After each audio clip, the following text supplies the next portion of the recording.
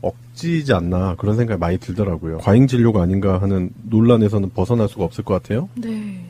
병원으로 이송될 때의 모습도 굉장히 이슈거리가 될 만했는데 네. 마치 그 계란초밥을 연상시키는 이불과 이불 사이에 이렇게 폭 쌓여서 가셨었죠. 아니 모르겠어요.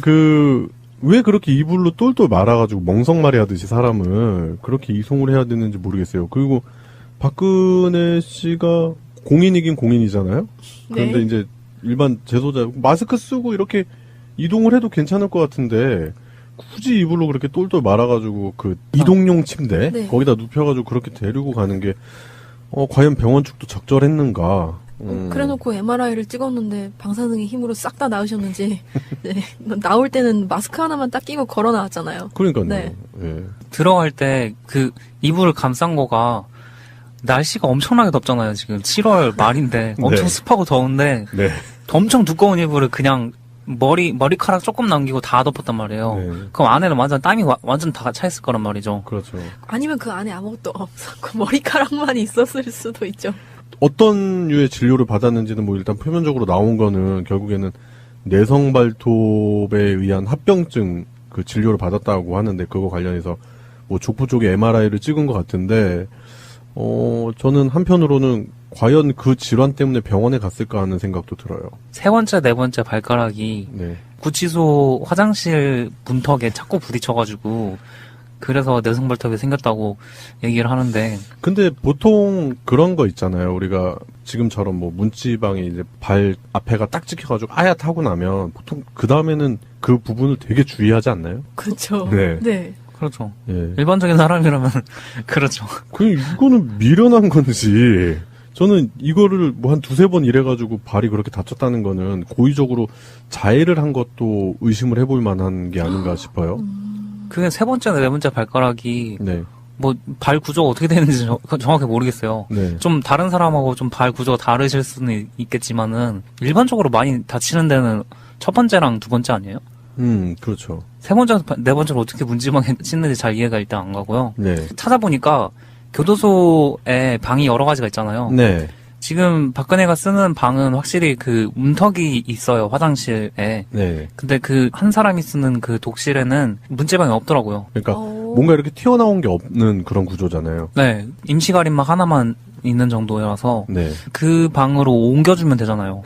그렇죠. 정말 그렇게 예우를 해줄 거라면은 계속해서 불편을 호소하는 그 그렇죠. 방에 왜 자꾸 계속 놔두는지 네. 더 나은 대안이 있는데도 네. 근본적인 해결점을 제시해주면 되잖아요. 원래 가야 될 방으로 보내버리면 되는 문제 같은데 뭐 일단 전반적으로 좀 이해가 안 되는 측면이 많고 박근혜 씨가 받는 이 황제 진료 이런 류의 진료들은 일반 재소자들은 어지간해서는 그 중병이 아니면 이제 밖으로 나가는 외진이라고 하잖아요. 그 진료 자체를 받기가 힘든 상황이고 네. 박근혜는 고작 내성발톱 하나로 이렇게 서울 성모병원이라는 또 우리나라 최고의 대학병원에 가서 이렇게 진료를 받았다는 건 결국에는 이게 과잉 의존 논란에 벗어나지 못한다 그런 생각이 듭니다.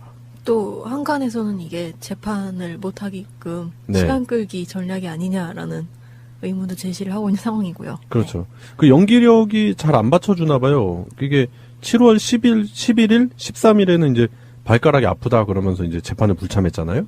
그러다가 이제 14일날 재판을 출석할 때는 조금 다리를 쩔뚝쩔뚝 하면서 그 통증이 있는 것처럼 보였는데 또 28일날 이제 병원 진료하는 날에는 그 특별한 그 걸음걸이 징후가 없었다 그런 마치 얘기가 있는 거 보니까 유주얼 서스펙트처럼 다른 쪽 다리를 전다거나 착각하는 거야. 네. 왼발이었나? 오른발이었나? 막 이러면서. 아니, 모르겠다. 그냥 절지 말자. 막 이러면서. 어차피 내 뜻대로 다 되는데. 막 이러면서. 박근혜 씨가 받는 일단 이런 예우, 이런 게 과연 적절한가. 그런 논란이 다시 제기될 수 있을 것 같고요.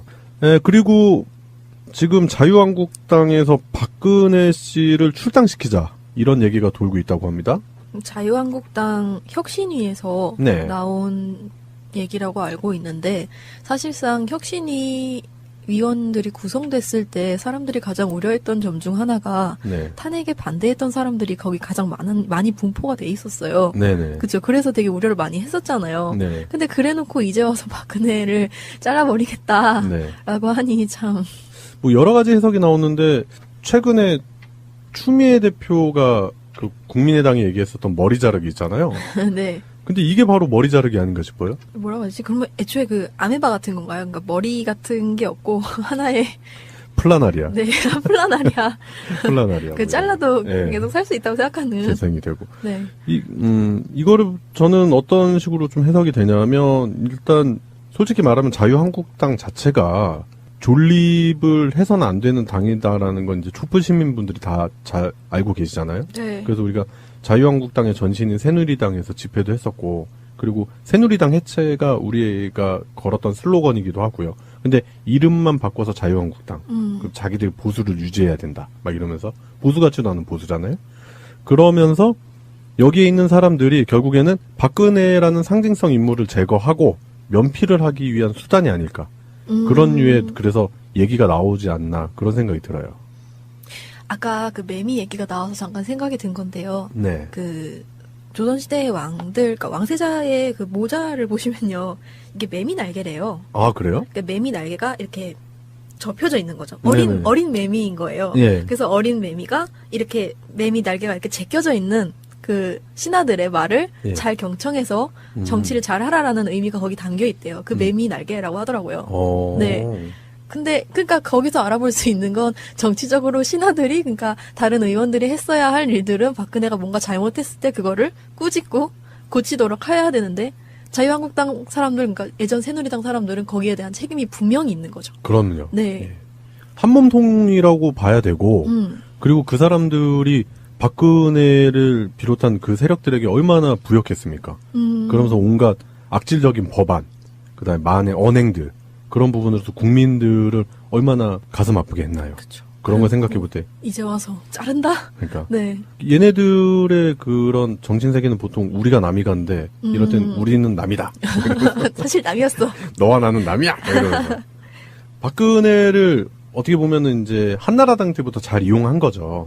박근혜라는 캐릭터를 잘 이용하다가 503번을 데리고 계속 가기에는 자기들 그 리스크가 계속 따라붙기 때문에 그런 부분 때문에라도 결국에는 박근혜를 버리고 가야 된다. 그런 생각이 있지 않나 싶어요. 아직까지 이걸 반대하는 사람들은 네. 뭐 입금이 계속 되시는 거라고 해석을 해도 되는 건지 모르겠고요. 지금 혁신위원회가 이제 출범을 했는데 네. 의원들이 막 계속 그런 얘기를 하더라고요. 혁신이 끝날 때쯤에 어마어마한 것이 준비되어 있다. 네, 이렇게 맞아요. 얘기를 하던데 제가 예상을 해본 거는 네. 일단은 김무성이 돌아올 수 있지 않을까. 김무성. 예. 왕의 귀환이야? 출당론 하면 김무성이잖아요. 그렇죠. 네. 옥새 들고 뭐 그런 것까지 했으니까. 근데 김무성이 지금 바른정당에서 다시 그 자유한국당으로 돌아오는 건 김무성 스스로가 자신의 정치 생명을 갉아먹는 행위이기 때문에 조금 무리수가 있지 않겠나 싶기도 하는데요, 저는. 뭐 그거보다 더 큰 무리수도 생각을 해봤는데. 아니면 뭐 바른정당을 다 흡수하려고. 네, 바른정당과 흡수한다던가. 네. 국민의당 흡수하시죠. 누가 어떻게 알겠어요? 아, 뭐 안철수가. 거기는 재활용품만 이렇게 모이는 건가요? 이렇게. 네. 그러니까 뭐 유유상종이라고 뭐 비슷한 사람들끼리 모여서 뭐 그런 거 하겠죠. 뭐 일단 우리끼리의 그냥 예측인데 뭐 정확하게 어떤 얘기가 나올지는 앞으로 계속 지켜봐야 될 것 같습니다. 예, 그래요. 오늘의 이슈 첫 번째였습니다. 수임번호 503번의 황제 진료에 관한 얘기를 해봤고요. 더불어서 수임번호 503호를 출당시키면서 자신들의 이미지 쇄신을 위해 부단히 애를 쓰는 과거 부역자들, 자유한국당에 관한 이야기를 해봤습니다. 내성발톱 때문에 MRI 촬영까지 한다. 그건 조금 억지지 않나 그런 생각이 많이 들더라고요. 과잉 진료가 아닌가 하는 논란에서는 벗어날 수가 없을 것 같아요. 네. 병원으로 이송될 때의 모습도 굉장히 이슈거리가 될 만했는데 네. 마치 그 계란초밥을 연상시키는 이불과 이불 사이에 이렇게 폭 쌓여서 가셨었죠. 아니 모르겠어요. 왜 그렇게 이불로 똘똘 말아가지고 멍석말이 하듯이 사람을 그렇게 이송을 해야 되는지 모르겠어요. 그리고 박근혜 씨가 공인이긴 공인이잖아요. 그런데 네. 이제 일반 재소자 마스크 쓰고 이렇게 이동을 해도 괜찮을 것 같은데 굳이 이불로 그렇게 똘똘 말아가지고 그 이동용 침대 네. 거기다 눕혀가지고 그렇게 데리고 가는 게 과연 병원 측도 적절했는가? 그래놓고 MRI를 찍었는데 방사능의 힘으로 싹 다 나으셨는지 네. 나올 때는 마스크 하나만 딱 끼고 걸어 나왔잖아요. 그러니까요. 네. 예. 들어갈 때 그 이불을 감싼 거가 날씨가 엄청나게 덥잖아요. 지금 7월 말인데 엄청 네. 습하고 더운데 네. 엄청 두꺼운 이불을 그냥 머리카락 조금 남기고 다 덮었단 말이에요. 네. 그럼 안에는 완전 땀이 완전 다 차 있을 거란 말이죠. 그렇죠. 아니면 그 안에 아무것도 없었고 머리카락만 있었을 수도 있죠. 어떤 류의 진료를 받았는지는 뭐 일단 표면적으로 나온 거는 결국에는 내성 발톱에 의한 합병증. 네, 지난주 금요일 박근혜 전 대통령 재판이 있었습니다. 그런데 박근혜 전 대통령이 재판을 마치자마자 병원을 찾았습니다. 몇 주 전 발가락을 문지방에 찧었다가 생긴 염증 때문에 발등까지 불어올랐다라는 이유 때문인데요. 박 전 대통령은 네 번째 발가락에 MRI 촬영을 하고 3시간 동안 정밀검사 마치고 구치소로 돌아갔습니다. 구치소 관계자는 신경이나 뼈에 문제가 있는지 정밀검사를 하러 외부 진료를 허가했다면서 더위도 심해져서 염증이 붓고 평소에 잠도 잘 못 잘 정도다라고 설명했습니다. 이 소위 구치소 관계자의 말들은 매체에 따라 바뀌어요. 예, 이게 TV조선처럼 보수 매체는 항상 건강이 이상하다거나 이런 얘기가 나오고, 예. 또 좀 있으면은 건강 이상설이 있으면 무슨 소리냐, 건강에 아무 이상 없다면 구치소 관계자 얘기가 나오고, 구치소 관계자들끼리 서로 얘기가 항상 달라요. 정반대 이야기. 구치소가 제가 보기에는 잠실 체육관 정도로 넓거나 서로 아주 사이가 나쁘거나 구치소 관계자가 한 사람을 수백 명을 보거나, 예. 아니면 만들어낼 말이거나요. 예. 건강 이상설은 항상. 근데 이제 MRI 촬영 결과가 곧 나올 테니까요. 어떤지는 공개하진 않겠죠. 예. 근데 네 번째 발가락이 이렇게 찧었다고 염증이 소염제 먹으면 되는 거 아닙니까? 염증이 생겼다고 MRI 찍는 경우도 있는지 저는 의사가 아니어서 모르겠으니까. 방송을 듣는 의료계에 계시는 분들이 있다면 좀 알려주십시오. 자, 문자로, 카톡으로. 네 번째로 어떻게 문지방에 씻는지 잘 이해가 일단 안 가고요. 네. 찾아보니까 교도소에 방이 여러 가지가 있잖아요. 네. 지금 박근혜가 쓰는 방은 확실히 그 문턱이 있어요, 화장실에. 네. 근데 그 한 사람이 쓰는 그 독실에는 문지방이 없더라고요. 그러니까 뭔가 이렇게 튀어나온 게 없는 그런 구조잖아요. 네. 임시 가림막 하나만 있는 정도라서 네. 그 방으로 옮겨주면 되잖아요. 그렇죠. 정말 그렇게 예우를 해줄 거라면은 계속해서 불편을 호소하는 그 그렇죠. 방에 왜 자꾸 계속 놔두는지 네. 더 나은 대안이 있는데도. 네, 근본적인 해결점을 제시해주면 되잖아요. 원래 가야 될 방으로 보내버리면 되는 문제 같은데, 뭐 일단 전반적으로 좀 이해가 안 되는 측면이 많고, 박근혜 씨가 받는 이 황제 진료. 네, 방사능의 힘으로 싹 다 나으셨는지 네, 나올 때는 마스크 하나만 딱 끼고 걸어 나왔잖아요. 그러니까요. 네. 예. 들어갈 때 그 이불을 감싼 거가 날씨가 엄청나게 덥잖아요. 지금 7월 말인데 엄청 네. 습하고 더운데 네. 엄청 두꺼운 이불을 그냥 머리카락 조금 남기고 다 덮었단 말이에요. 네. 그럼 안에는 완전 땀이 완전 다 차 있을 거란 말이죠. 그렇죠.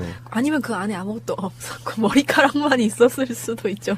어떤 류의 진료를 받았는지는 뭐 일단 표면적으로 나온 거는 결국에는 내성 발톱에 의한 합병증 그 진료를 받았다고 하는데, 그거 관련해서 뭐 족부 쪽에 MRI를 찍은 것 같은데, 저는 한편으로는 과연 그 질환 때문에 병원에 갔을까 하는 생각도 들어요. 세 번째, 네 번째 발가락이 억지지 않나 그런 생각이 많이 들더라고요. 과잉 진료가 아닌가 하는 논란에서는 벗어날 수가 없을 것 같아요. 네. 병원으로 이송될 때의 모습도 굉장히 이슈거리가 될 만했는데 네. 마치 그 계란초밥을 연상시키는 이불과 이불 사이에 이렇게 폭 쌓여서 가셨었죠. 아니 모르겠어요.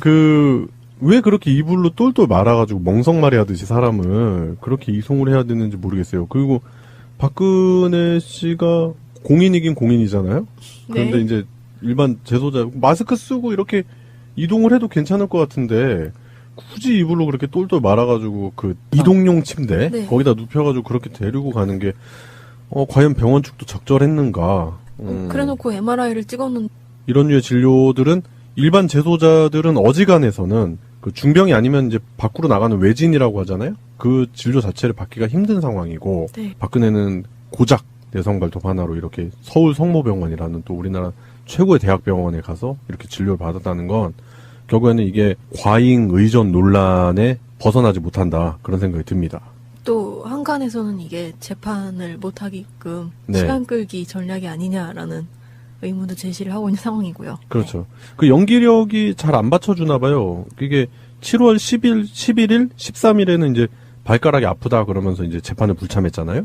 그러다가 이제 14일날 재판을 출석할 때는 조금 다리를 쩔뚝쩔뚝하면서 그 통증이 있는 것처럼 보였는데, 네. 구치소 화장실 문턱에 자꾸 부딪혀가지고 그래서 내성발톱이 생겼다고 얘기를 하는데. 근데 보통 그런 거 있잖아요. 우리가 지금처럼 뭐 문지방에 이제 발 앞에가 딱 찍혀가지고 아야타고 나면 보통 그 다음에는 그 부분을 되게 주의하지 않나요? 그렇죠. 네. 네. 그렇죠. 예. 일반적인 사람이라면 그렇죠.